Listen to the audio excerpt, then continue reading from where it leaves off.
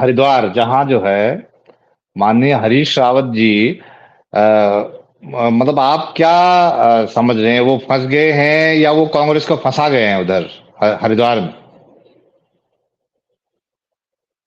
नहीं, जो राजनीतिक स्थितियां हैं उसमें फंसने वाली बात भी नहीं कह सकते, क्योंकि हरीश रावत जी वहां का जो पूरा राजनीतिक सिनेरियो है उससे भली भांति परिचित है। उनको मालूम है कि कहाँ क्या होना है, लेकिन उनका अपना एक पारिवारिक धर्म संकट भी है। दिक्कत ये है कि अ, उनके दोनों बेटे राजनीति में सक्रिय हैं, वीरेंद्र रावत और आनंद सिंह रावत। आनंद सिंह रावत उत्तराखंड में यूथ कांग्रेस के अध्यक्ष भी रह चुके हैं।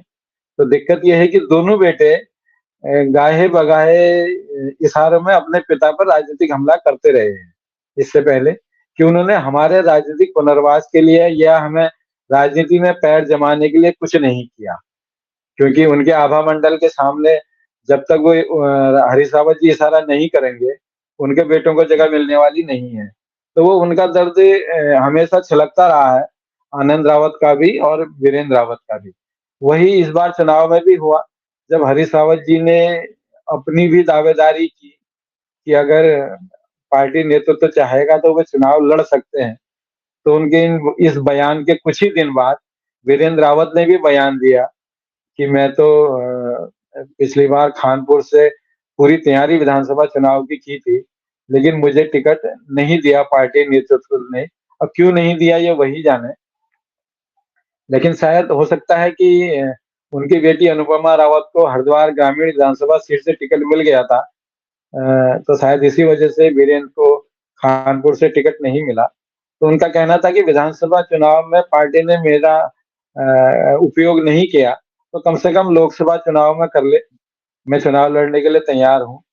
तो उसके बाद हरीश रावत जी के लिए बड़ा धर्म संकट रहा कि टिकट अपने लिए मांगे कि बेटे के लिए मांगे। फिर वो जो पारिवारिक द्वंद है उसमें शायद पुत्र मोह भारी पड़ा।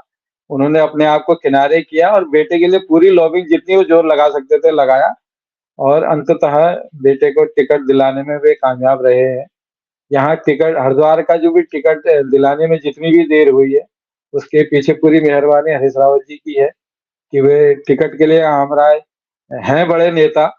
लेकिन जब टिकट देने की बारी आती है तो वो कार्यकर्ताओं के बीच में और स्थानीय नेताओं के बीच में आम राय बनाने में हमेशा असफल रहे हैं, चाहे वो विधानसभा चुनाव हो या चाहे लोकसभा चुनाव हो। पिछली लोकसभा हाँ। चुनाव में भी ये देखा गया और इस बार भी वही स्थिति सामने आई। हरीश रावत ऐसा लग रहा है कि परिवार को आबाद राजनीतिक तौर पे आबाद करने के चक्कर में पार्टी को बर्बाद कर गए हैं। बड़ा जो है उनकी उनको लेके बड़ी चीजें हो रही हैं कि यार हरीश रावत जो है ये क्या खेल कर रहे हैं।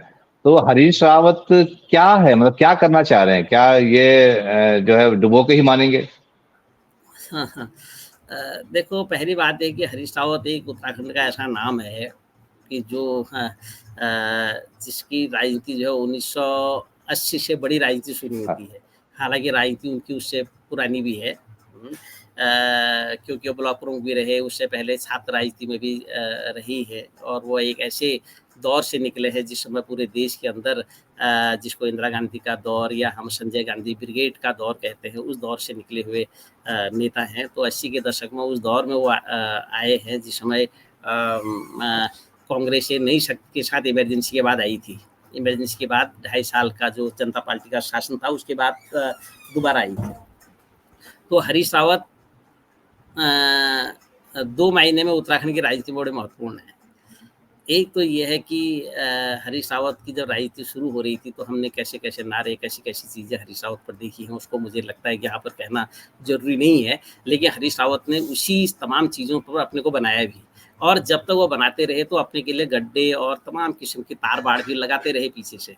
गड्ढे भी खोदते रहे हैं वो जगह-जगह अपने लिए, अपने जाते भी रहे, गड्ढे भी खोदते रहे, तार-बाड़ लगाते रहे, कांटे बिछाते रहे हैं। तो उसका खामियाजा उनको लगातार जगह-जगह पर भुगतना पड़ा।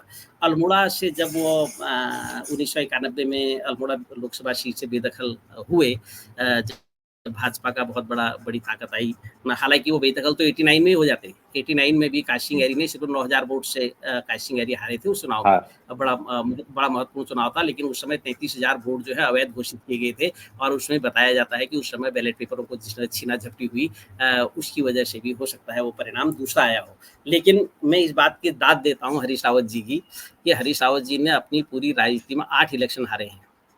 और हमारे यहाँ कोई आदमी 2 इलेक्शन हार जाए तो उसका हार्ट अटैक हो जाए, वो दोबारा कभी इलेक्शन लड़ने की हिम्मत न करे।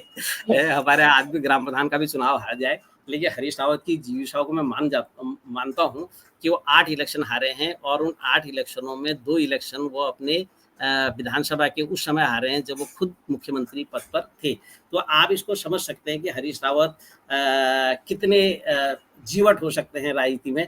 रास्ता कुछ भी हो, मैं उस पर नहीं जा रहा हूँ। तो उसी जीवटता को मुझे लगता है कि उन्होंने अब आपके हरिद्वार में दिखाने की कोशिश की है, क्योंकि हरीश रावत का जो राजनीतिक एक इससे वनवास था, उसकी जो पुनर्स्थापना हुई, उसको जो दोबारा कमबैक हुआ, वो अभी हरिद्वार से ही हुआ है। और हरिद्वार से उन्होंने लोकसभा चुनाव जीत कर ही अपने को फिर दोबारा स्थापित किया है। तो हरीश रावत की बेटी भी वहाँ पर विधायक हैं, हरीश रावत के वहाँ पर पार्टी के भी विधायक हैं।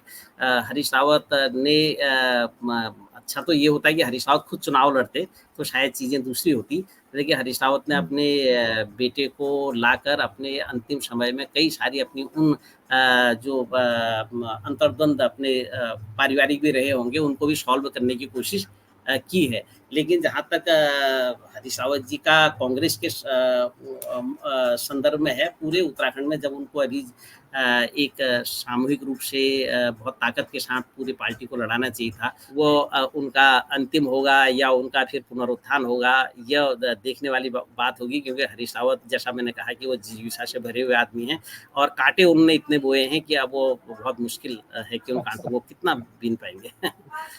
वो फिनिक्स का अवतार बनने की कोशिश कर रहे हैं कि किसी तरह जो है मतलब अपनी राख से कूद खड़े हों।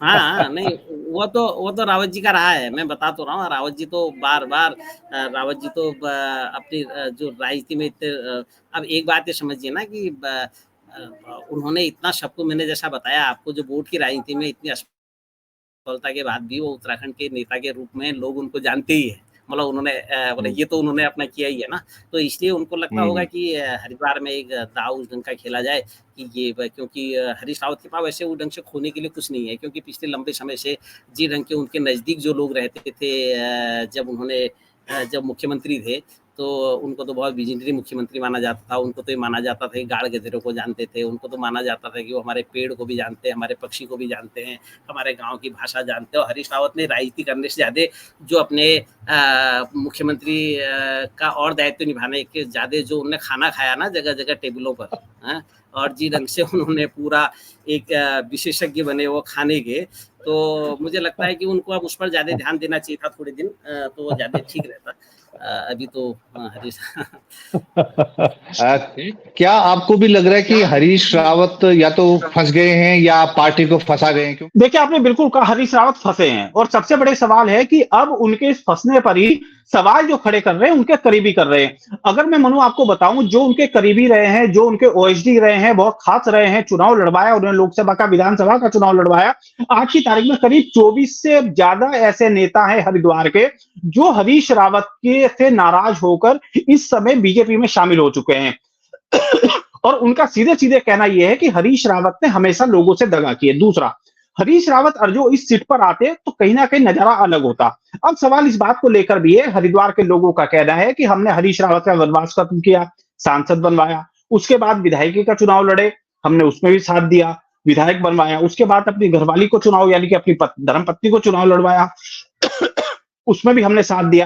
अब आप अपनी बेटी को चुनाव आपने लड़ाया, ठीक, हमने उसमें भी हरिद्वार लोकसभा जो विधानसभा ग्रामीण है उसमें वहां से उनको जितवा दिया। अब आप अपने बेटे को ले आए, तो आखिर ये परिवार हरिद्वार के किसी नेता को, हरिद्वार के किसी कार्यकर्ता को आपने सम्मान क्यों नहीं दिया? आप सिर्फ अपने परिवार के बारे में सोचते रहे। कांग्रेस सेवा दल के प्रदेश अध्यक्ष की बात करें, मुख्यमंत्री के ओएसडी पुरुषोत्तम शर्मा की बात करें, वो सब पार्टी छोड़कर जा चुके हैं। उनकी नाराजगी सिर्फ यह है कि हरीश रावत की राजनीति सिर्फ हरिद्वार में परिवारवाद तक सिमट कर रह गई।